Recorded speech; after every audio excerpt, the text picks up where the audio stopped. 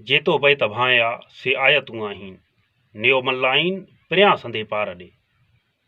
अस्सलाम वालेकुम हक़ मौजूद सुर सोहणी जूं ही सिटरूं शाह साईं पंहिंजे लासानी ऐं लाफ़ानी कलामनि जे मजमूए शाह जो रिसालो मुतालिक फरमाया आहिनि।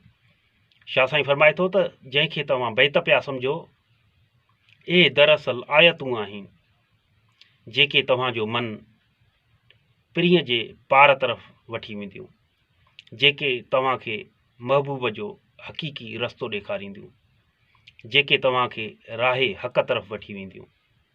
दोस्तों, अगरि आयत लफ़्ज़ ते गौर कंदासीं त आयत अरबी ॿोली जो लफ़्ज़ आहे जंहिंजी माना आहे जुमिलो, हिदायत या नसीहत।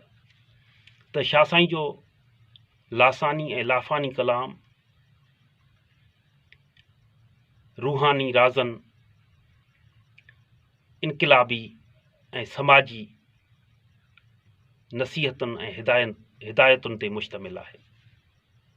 दोस्तों, असां लतीफ़ियात जे नाले सां यूट्यूब ते हिकिड़ो चैनल खोलियो आहे जंहिंमें असां शाह साईं जे कलाम जे पारखुनि, पांधीअड़नि ऐं आशिक़नि जा, शाह साईं जे कलाम जे जदीद तशरीहनि ते मुश्तमिल, शाह साईं जे कलाम जूं